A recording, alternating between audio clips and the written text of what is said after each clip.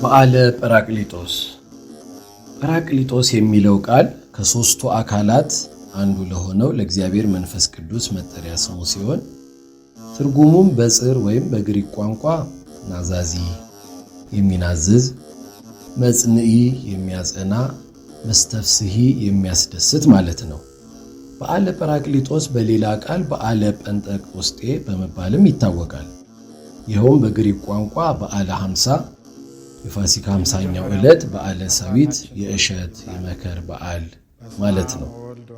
ጌታችን መድኃኒታችን ኢየሱስ ክርስቶስ ካረገ በኋላ እናታችን እመቤታችን ቅድስት ድንግል ማርያም 12ቱ ደቀ መዛሙርት 72ቱ አርድእት 36ቱ ቅዱሳት አንስት በኢየሩሳሌም ከተማ በአንድነት ሆነው ለጸሎት ይተጉ ነበር። በሚያደርግበት ጊዜም እነሆ አባቴ የሰጠውን ተስፋ እኔ ልክላችኋለሁ፣ እናንተ ግን ከላይ ኃይልን እስከምትለብሱ ድረስ በኢየሩሳሌም ከተማ ቆዩ። የሉቃስ ወንጌል ምዕራፍ 24 ቁጥር 49 ሲል ለሐዋርያት በገባላቸው ቃል መሠረት ባረገ በ10ኛው ቀን መንፈስ ቅዱስን ልኮላቸዋል። ጰራቅሊጦስ ስለምን 50ው ቀን በተፈጸመ ጊዜ ወረደ? በሐዋርያት ሥራ እንደተጻፈው በበዓለ ጰራቅሊጦስ ማለዳ ሁሉም በአንድ ቦታ ተሰብስበው ሳሉ እንደ አውሎ ነፋስ ያለ ድምፅ ድንገት ከሰማይ መጣና የነበሩበትን ቤት ሞላው። ከዚያም እንደ እሳት የተከፋፈሉ የእሳት ላንቃዎች በሁሉም ላይ ተቀመጡባቸው። በዚህ ጊዜም ሁላቸውም መንፈስ ቅዱስን ከተሞሉ በኋላ መንፈስ ቅዱስ ባደላቸው መጠን በየሀገሩ ቋንቋ ሁሉ መናገር ጀመሩ። የሐዋርያት ሥራ ምዕራፍ 2 ከቁጥር 1 እስከ 4። ጌታችን መንፈስ ቅዱስን ለሐዋርያት የላከበት ይህ አብይ በዓል ጰራቅሊጦስ ይባላል። ጌታችን ከሙታን ተለይቶ ከተነሳ ከ50ኛው ካረገ ከ10ኛው ቀን ጀምሮ እስከሚቀጥለው እሑድ ድረስ ያለው ወቅትም ዘመነ ጰራቅሊጦስ ተብሎ የሚጠራ ሲሆን ይህ በዓል ካህናተ ኦሪት አስራቱን በኩራቱን ቀዳማያቱን ይቀበሉበት ነበርና በብሉይ ኪዳን በዓለ ሰዊት ይባል ነበር። በበዓለ ጰራቅሊጦስ ቅዱሳን ሐዋርያት መንፈስ ቅዱስን ተቀብለውበታልና በበዓለ ሰዊት ምትክ በዓለ ጰራቅሊጦስ ገብቶበታል። የበዓለ ትንሣኤ መነሻው የአይሁድ ፋሲካ በዓል ማለትም ከግብፅ እስራኤል ከሞት የዳኑበት የመታሰቢያ በዓል እንደሆነ ሁሉ ለበዓለ ጰራቅሊጦስም መነሻው ይኸው የአይሁድ ፋሲካ የፋሲካ በዓል ነው። የአይሁድ ፋሲካ የተከበረ ከ7 ሳምንታት በኋላ በ50ኛው ቀን የሩቆቹ ከከተሙበት ወጥተው የቅርቦቹ ከተሰበሰቡበት ተገናኝተው ለበዓሉ ፍጻሜ የሚሆነውን በዓለ ሰዊት ያከብሩ ነበር። ከግብፅ እስከ ከነዓን ምድር የደረሰው የእንስሳት መሥዋዕት ሲጠናቀቅ በ50ኛው ቀን ይሰባሰብ የነበረው የአይሁድ ጉባኤም መንፈስ ቅዱስ ከወረደበት ዕለት ጀምሮ ተበትኗል። መሥዋዕተ ኦሪቱ በአማናዊው መሥዋዕት በኢየሱስ ክርስቶስ ሥጋና ደም እንደተለወጠ ሁሉ ጉባኤ አይሁድም በኢየሩሳሌም ከተማ በተሰበሰቡ በቅዱሳን ሐዋርያት ጉባኤ ተለውጧል ወይም ተቀይሯል። ይህችውም ቅድስት ቤተ ክርስቲያን ናት።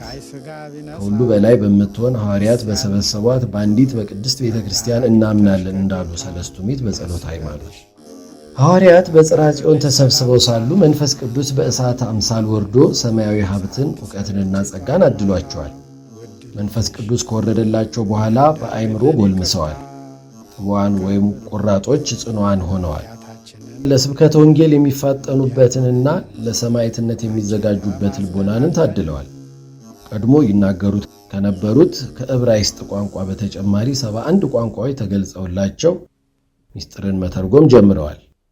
ቅዱሳን ሐዋርያት በየሀገሩ ቋንቋ ሲናገሩ የሰሙ ከአይሁድ ወገን አንዳንዶች ሐዋርያትን ጉሽ ጠጅ ጠጥተው ሰክረው የሆነ ያልሆነውን ይቀባጥራሉ ይሏቸው ነበር።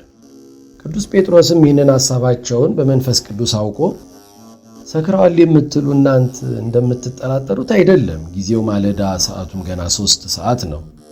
ዳሩ ግን በነቢዩ ኢዩኤል ከዚህ በኋላ እንዲህ ይሆናል፣ መንፈሴ በሥጋ ለባሽ ላይ ሁሉ አፈሳለሁ፣ ወንዶችና ሴቶች ልጆቻችሁም ትንቢትን ይናገራሉ፣ ትንቢተ ኢዩኤል ምዕራፍ 2 ቁጥር 28 ተብሎ የተነገረው ትንቢት ይፈጸም ዘንድ ይህንን ድንቅ ተአምር ያደረገው እናንተ የሰቀላችሁት ኢየሱስ ክርስቶስ ነው በማለት ሐዋርያት ኢየሱስ ክርስቶስ ነቢያት ትንቢት የተናገሩለትን ምሳሌ የመሰሉለትን አምላክ ወልደ አምላክ መሆኑን ከሙታን ተለይቶ መነሳቱን ማረጉን ዳግም በክብር በምስጋና መጥቶ በሕያዋንና በሙታን ላይ የሚፈርድ መሆኑን እንደሚመሰክሩ በአይሁድ ፊት አሰምቶ ተናገረ። በቅዱስ ጴጥሮስ ትምህርት የተማረኩ አሕዛብም ምን እናድርግ ብለው በጠየቁት ጊዜ ከክፋታቸው ተመልሰው ንስሐ ገብተው በኢየሱስ ክርስቶስ ስም እንዲጠመቁ ነገራቸው። በዚያችም ሰዓት 3000 ሕዝብ በኢየሱስ ክርስቶስ አምኖ ተጠምቋል። የሐዋርያት ሥራ ምዕራፍ 2 ከቁጥር 1 እስከ 41። ይህም ሐዋርያት መንፈስ ቅዱስ ከወረደላቸው በኋላ ያደረባቸው የማሳመን ጸጋና ተአምራትን የማድረግ ኃይላቸው እንደበዛላቸው ያመለክታል። ይህ ዕለት ሀብተ መንፈስ ቅዱስ የተሰጠበት ብዙ ሺህ ምዕመናን የተገኙበት ዕለት በመሆኑ ሊቃውንተ ቤተ ክርስቲያን የልደት ቀን በማለት ይጠሩታል። ቅዱሳን ሐዋርያት በዚች ቀን በ3 ሰዓት ኢየሱስ ክርስቶስ ጰራቅሊጦስን ልኮልናልና በላያችን ኃይልን ሞላ፣ ኢየሱስ ክርስቶስ የእግዚአብሔር ልጅ በሕያዋንና በሙታን ይፈርድ ዘንድ ሥልጣን እንዳለው በአዲስ ቋንቋ ተናገርን በማለት በዕለቱ ያዩትን የተደረገላቸውን እንደዚሁም ስለ በዓሉ ታላቅነት ከመሰከሩ በኋላ ይህንም በዓል ማክበር እንደሚገባ አዘዋል። በአንጻሩ በዚህ ወቅት በበዓለ ሃምሳ መጾም ማዘን ተገቢ አለመሆኑንም ተናግረዋል። መጽሐፈ ዲድስቅልያ ምዕራፍ 30 ቁጥር 38 እስከ 39። አባታችን አባ ጊዮርጊስ ዘጋስጫ በመጽሐፈ ምስጢር የበዓለ ሃምሳን ንባብ እንደገለጸልን ጌታችን ኢየሱስ ክርስቶስ ለደቀ መዛሙርቱ የመንፈስ ቅዱስን መውረድ ተስፋ በሰጣቸው በ53ኛው ቀን ከሙታን ተለይቶ በተነሳ በ50ኛው ቀን በዕለተ እሑድ ከጠዋቱ 3 ሰዓት ለደቀ መዛሙርቱ በጽርሐ ጽዮን ተሰብስበው ሳሉ የሚያጸና፣ የሚያነጻ፣ የሚያረጋጋ የእግዚአብሔር መንፈስ በእሳትና በነፋስ አምሳል ተገለጸላቸው። በዕለተ እሑድ በመገለጹ የሰንበተ ክርስቲያን ክብርን አስረዳል።